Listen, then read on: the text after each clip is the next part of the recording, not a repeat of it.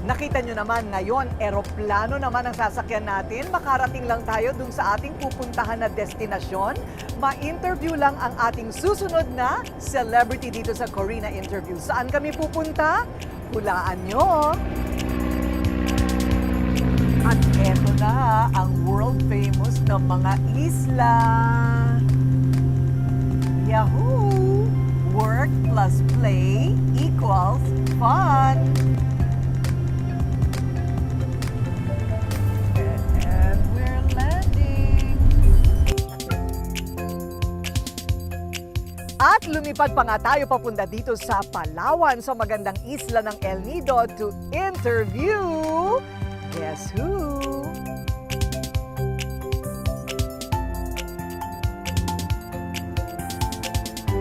It's Piolo Pascual. Yes, here in Isla Amara. Wow! Hi. So impressive.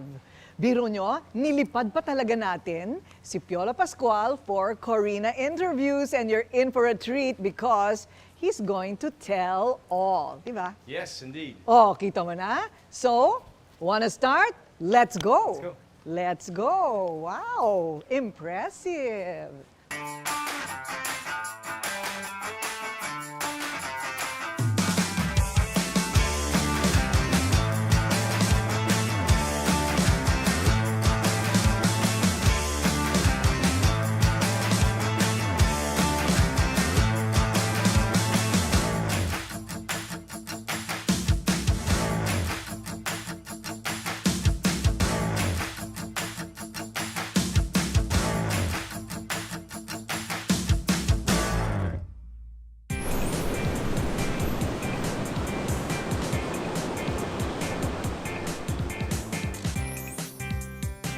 And Piolo Pascual is in the house!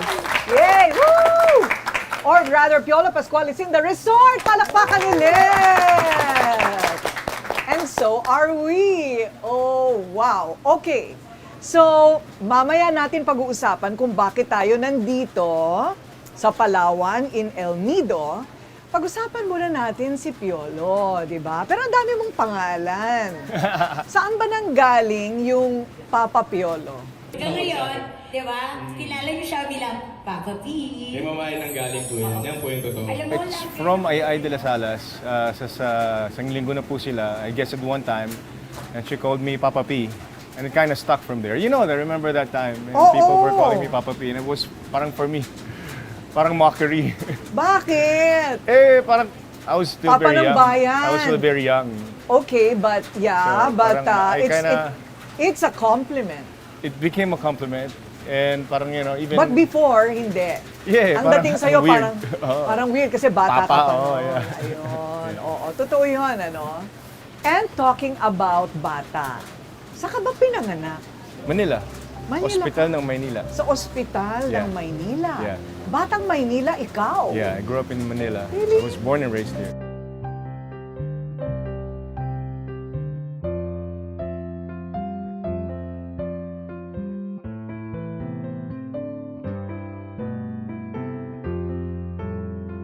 Childhood heroes. Sino ang mga childhood heroes mo?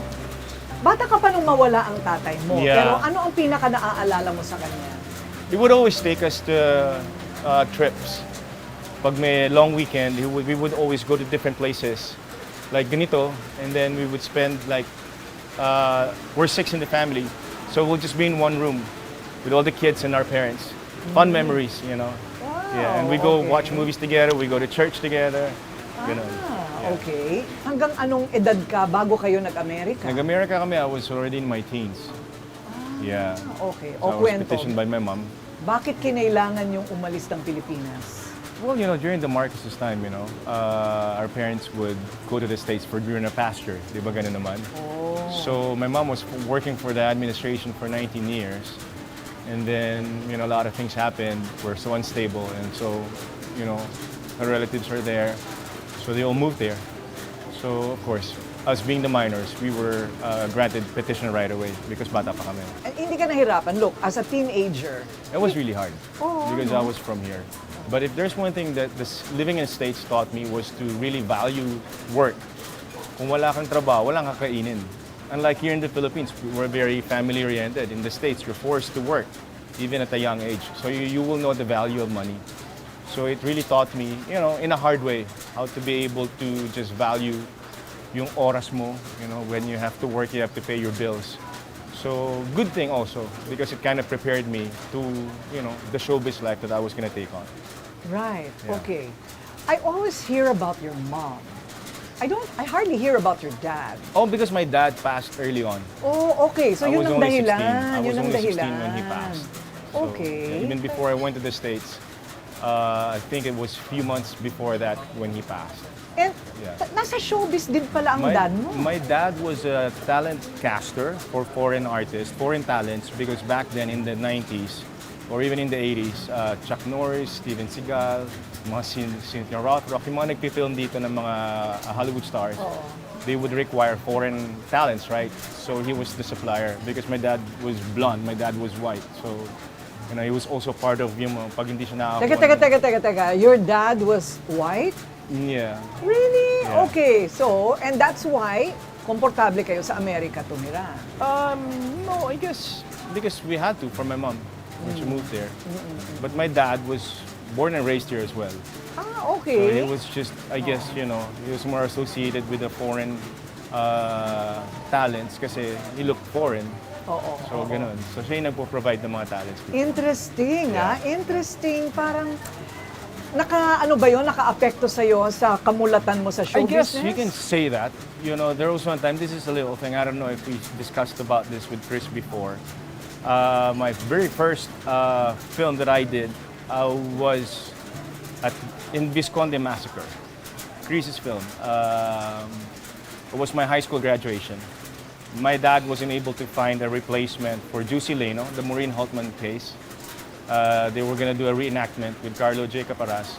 And it was my high school graduation. My dad was calling the landline at a small party with my friends and family. Sabi niya, anak, you have to be here because my talent didn't come.